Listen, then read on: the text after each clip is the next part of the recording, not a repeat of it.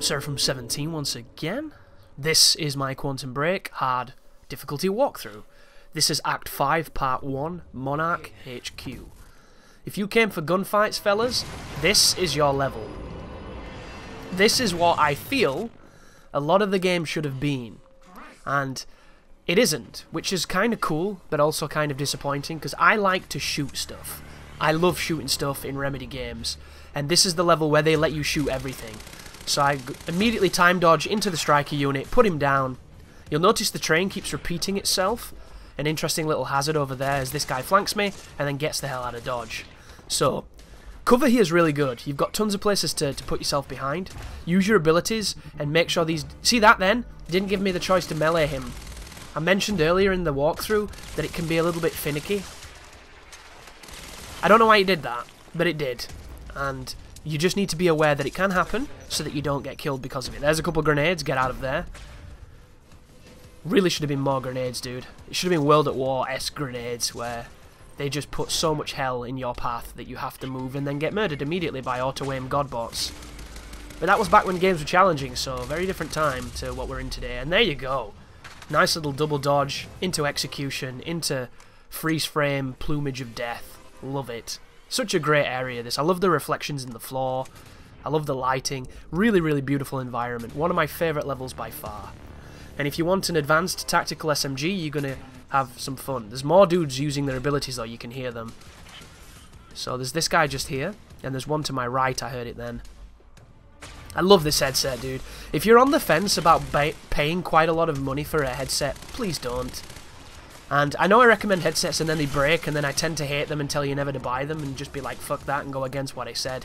But I really, really like Astro A40s.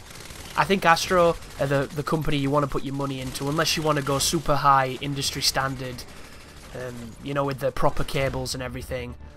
But as far as not too ridiculously expensive, but really, really good money and just pounds per square inch of quality, Astros are by far the most comfortable and the best headset I've ever had. And I'm not sponsored by them. I would love to be sponsored by them, but I'm not. You know, this is just me saying to you, as a gamer and as somebody who maybe uses it to listen to your PC at night, or, you know, to listen to music on your iPod or your phone or whatever. It's amazing, dude. It's such a comfortable headset. And it lets you hear so much. And I don't think people realise just how important sound is in video games. There he goes with his little dampening field. Sometimes I feel like that shield deflects bullets, but then there are other times when I really don't feel that that's what it does. I think it's just protection from time powers. So I was a little reserved on shooting him then, and I don't think I needed to be, but it's an interesting little gimmick. But look at this environment. This entire game I want to play again, but with max pain controls and max pain encounters. Like, I want to shoot dodge everywhere, and I want tons of dudes to shoot. I think it would just work so great. But here is an opening door sequence where we're going to be interacting with Fiona. Cannot believe Fiona survived. Beth got shot in the face. Really disappointed about that. I really like Beth's actress as well. I think she was great in this. I IMDb'd her and she's done a couple things, but I think she's on the rise more than anything, and I hope she gets some work, because I thought she did a fantastic job of being very pretty and acting well as well. Because sometimes it's just the pretty, and I can't stand that when it's just somebody really attractive and they can't act for toffee. I love that, just full package. And I really like Liam Burke's actor as well, who was apparently in Black Swan, but I never watched Black Swan. And I want him to get more stuff, because to me, if you've ever seen the Jack Reacher movie with Tom Cruise, Jack Reacher's like 6'5" or some dumb shit. He's tall as hell. He is a big, ex-military, no-nonsense dude who will crush you. He's a big guy. And what is bloody Tom Cruise, 5'4", which is why every shot is low looking up to make him look bigger than he is. Everybody else is like on the knees when they're filming the fucking fight scenes. Watch this, by the way. This is brutal. Time blast to kill them. Striker spawns. Spawn kill him. How the hell does that work, dude? That is the sickest, quickest way to clean this room. Love it. And then in here we're going to fight two heavies, and it's going to get a little bit awkward, which I'm going to talk about when it happens. But the guy who plays Liam Burke in this game, I think he would make a great Jack Reacher. Because he's tall, he's intimidating, he's got that like gruffness to him, he's got those serious but sad eyes. I think he does a really good job in his role in this. You know, very impressed by somebody who I've never seen before in any kind of piece of fiction. But a couple more strikers who, Jesus, did not survive. And then the heavies are going to turn up off the elevators over there. You see them? Elevator light comes on, and then the heavies turn up. So the heavies are no different now, guys. All you have to do, stop them, time run behind them, and shoot them in the back. You don't even have to time run behind them if you upgrade your freeze stop, because you can stop them for longer, but I haven't, so I'm going to be doing this. I'm going to use the sniper on this, the single action assault rifle that I like so much.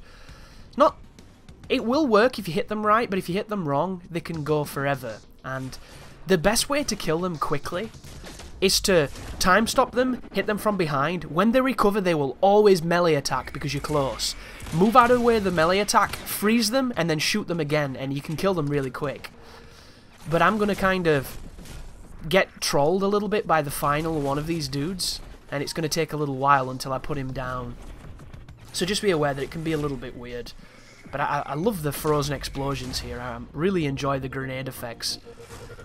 We don't get a grenade launcher in the game, which I can completely understand because it would probably be too powerful for a game where the pistol is enough to beat any situation. And I think I'm going to go back on this game once I've 1000 G'd it and do no time powers pistol only. Probably won't record it, just to see how tough it is then. Like, I might do no cover, no time powers, pistol only. Then that could be really tricky. I don't know. The no cover part might make that impossible. I don't know. We'll see. I want to play this game, but there's not going to be any DLC because the Remedy have said they've got no interest in DLC. And this is all there is. There's no challenge modes, there's no bonus things to unlock, there's nothing. There's just the campaign, the collectibles, the story, and 3 difficulties which are all fucking easy, easy, easy. So there's no reason to play, you know? Other than just because you like the mechanics and the gameplay, which I really do. But if it's not challenging, it doesn't feel like it's worth doing. And I find that super sad considering how beautiful this game is and how little of it I've played. I've beat it twice, and it takes like 4 hours to beat. Which is not long, you know. I've put 98 hours into Dark Souls 3. 98 hours, you know. That's the difference here, and I can't wait to get back to it, because that's not even the tip of the iceberg with that game, because it's so detailed and so interesting. And I don't even know what half the things are, because I can't bloody read them. Whereas this game, by the end of my first playthrough, I felt like I'd mastered it, and you should never feel that. You know, you really shouldn't, because there's a progression with games which I think we've lost in a lot of ways, which is why I like Remedy, older games more than perhaps this one, and it's why I like companies like From Software and Platinum.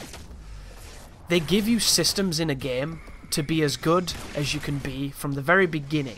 But you generally won't because you don't have the experience at that point. Then once you beat it or you play it for a large period of time, when you come back, you are so different as a player than you were when you were first there.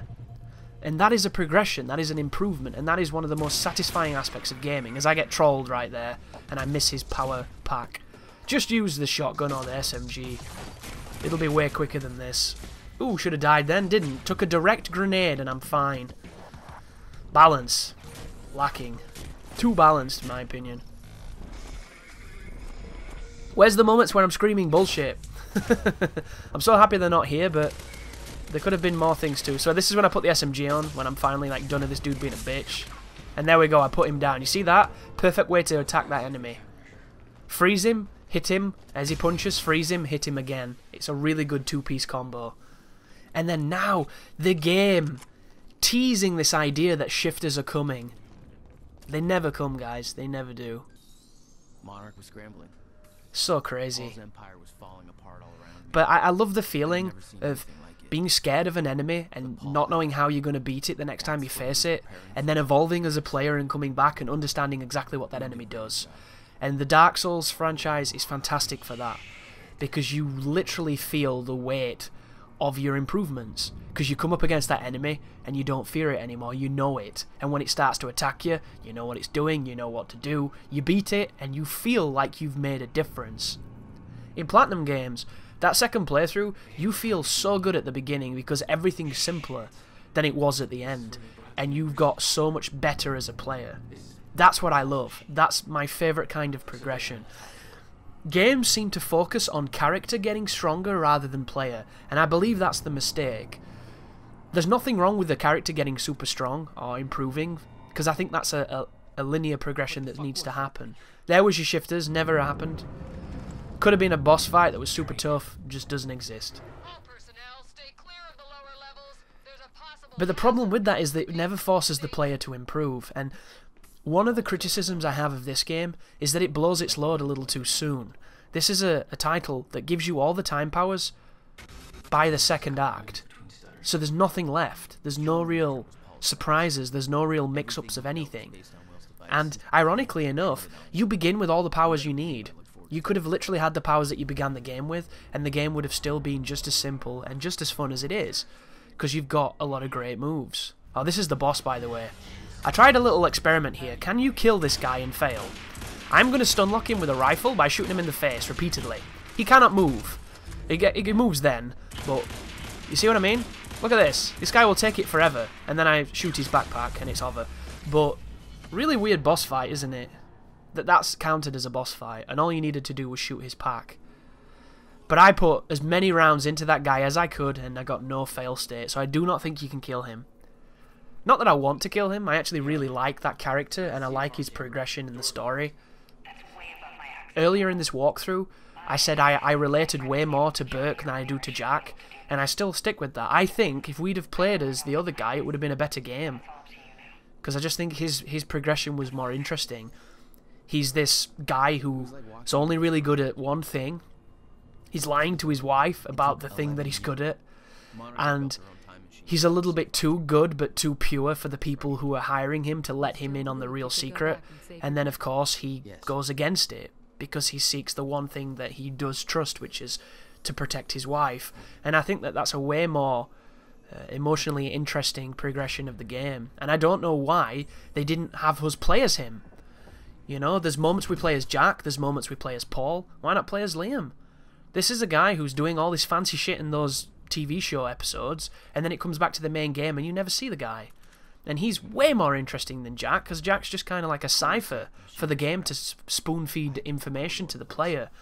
Liam at least feels like he starts as a generic flacky, which is my word for flunky and lackey, and then as he gets going and going and going and going, he just becomes this kind of unhinged, feral beast trying to survive. And I just think the way he goes through all of this and then becoming the final boss, which, well, I say final boss, whatever that fucking joke of a fight was, I think it's just way more interesting than I'm back from Thailand and Cambodia and Laos and Bangkok and everywhere. And now I've got a gun and now I'm killing people. Ooh, time powers. But that's just me, folks. This is potentially one of the toughest fights in the game. See where I am in this elevator? Nobody can hurt me here. The only person who's a threat to our position right now is the heavy, because of how much life he has. The only issue in this position is that the clipping trick I'm doing right now to shoot through walls isn't as effective on the left-hand side because it favours a right-hand profile. But here are the striker units. I'm using the pistol because the pistol has unlimited ammunition, which I think is ridiculous but also awesome. Just look how powerful this is. I'm taking out the most elite units in the game with the pistol by spamming bullets. But move up to these servers and then pop on your vision mode to try and get the next waves to come towards you. And all we're going to be doing is ringing that dinner bell, a la Wings of Redemption, and then cleaning them up. It's a very simple and fun strategy. I was tempted to rush into the room and start dashing about, shotgunning people and getting up close and personal, but there's two snipers in this particular sequence that make that a little bit testier than it needed to be. So you saw that a heavy's coming. So this is the guy who's a threat, and he's only a threat because, well, that one wasn't much of a threat, but occasionally shooting him in the face can be quite tricky to do, because when he's moving and you're tracking with him, it's very easy to miss. He got the bad end of that stick, though. I managed to take him out really quickly. He takes a ton of bullets. He has a shotgun as well, which is nice to see. But then you use the Time Blast and he's dead, because the Time Blast is insanely powerful. Where's the enemies who Time Blast you? It just... Can you remember the film Jumper? It was kind of weird and goofy, but I liked the idea of it. Can you remember how when he met other jumpers, shit got super serious? Because they could do it too. Where's the the assassins from the Bourne Supremacy, or, you know, the Bourne Ultimatum, the guy who's just as good as Jason, and they get into those crazy fights because they're equal. Where's the dude who's equal to Jack, other than Paul? And Paul isn't, because by the time you get to him, he's knackered. Like, where are the people who are chronon engaged and super crazy? I want those people, and I want them wearing, you know, Civ outfits. I want a dude in jeans and a t-shirt to come up to me and kick my ass and have a massive, insane fight with him. But they just don't exist. Where are the assets? Where are the bad guys? The super good guys, you know? The closest to it is Liam, and even he gets in that massive stupid outfit. You know, looks like bloody the dentist from Little Shop of Horrors taking you on with his time abilities and his little cannon. I don't know. I love this game, but I can't say it's a great game. I really can't. I think it's a good game, but I think it could have been so much better. And I think that's what's the saddest part for a player such as myself. I don't know. I really don't. It's kind of frustrating in a lot of ways. Because there's so much good here, but it's also so safe that it's hard to really appreciate it, because I look at Remedy games as milestones in the way games are made. Remedy are known for having those unique TV moments and those awesome side activities that you can find and have something fun and great in them. This game has a wonderful joke in it where one of the guys is writing a screenplay and he sends it to one of the higher ups in Monarch, and you can read his screenplay, and it's this intentionally poorly written, hilarious story of this guy with a knife that when he stabs people it puts them back in time.